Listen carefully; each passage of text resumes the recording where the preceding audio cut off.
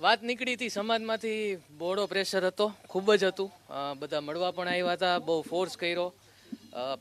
આજ સુધી મને જેમ કીધું છે એમ મેં કર્યું છે અને આગળ પણ જેમ પરિવાર કહેશે એમ કરશું. સમાજના હિત માટે કદાચ કંઈ કરવું પડે તો આગળ જતા કરશું. ના, અત્યારે તો હવે પાછો બિઝનેસમાં લાગી જાય ને. આટલા દી જે બધાની ઈચ્છા હતી એ ઈચ્છા વ્યક્ત નથી કરી શકતો, એના માટે હું સોરી કહીશ. પણ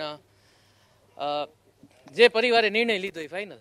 તમારી શું ઈચ્છા હતી? ખરેખર લડવાની ઈચ્છા હતી કે તમને શું લાગે છે? તમને તમને લડવાના છો? 26 વર્ષની ઉંમર છે ભાઈ, ઘણો નાનો છું હજી. આગળ ઘણા બધા મોકા મળશે અને જો સમાજના હિત માટે મને આટલો બધો પ્રેશર કરતા હોય, મારો નિર્ણય નથી કાઉન્ટ કરતો આમાં. જો સમાજનો નિર્ણય છે, એ લોકો નક્કી કરતા હોય કે મારે લડવું જોઈએ તો હું કોણ છું? સમાજ શું કહે?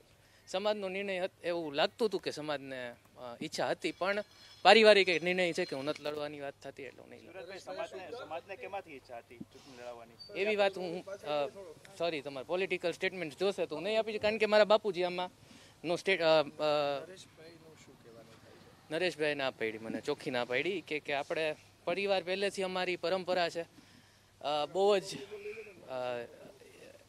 બધા સાથે વાતચીત કરીને, બધા સાથે વિચારધારણા કરીને એક નિર્ણય લીધો છે અને બધાએ એમ જ કીધું છે કે તમને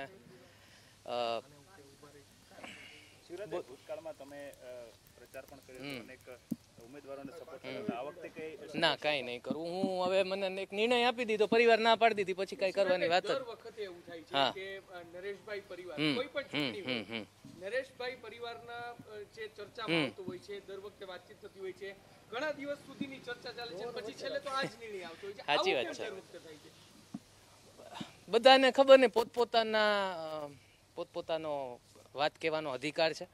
હું ને મારા બાપુજી બંને સમાજના માટે સેવા કરવા માંગીએ છીએ, એટલે આ નિર્ણય અમારો આમાં હોતો જ નથી, નિર્ણય આમાં બીજાનો હોય છે. ગત વિધાનસભાની ચૂંટણીમાં તમે કોંગ્રેસના જે ઉમેદવારો હતા એને સપોર્ટ કર્યો હતો, આ વખતે કોને સપોર્ટ કરશો? હું કઈ એની વિશે કમેન્ટ નહીં કરી શકું. કેમ વાર કેમ લગાડવામાં આવે છે? જો નિર્ણય શેની માટે વિચારધારા થઈ, વિચારણા થઈ, બધા સાથે મંથન થયું, પણ મારા બાપુજી સુરત હતા, તમને પણ ખ્યાલ છે. એ આવ્યા પરમ દિવસે સમાજના વડીલો સાથે બેઠા. આજે પરિવારનો નિર્ણય હતો, આજે પરિવારની બેઠક હતી, એમાં ના પડાણી તો પછી શું?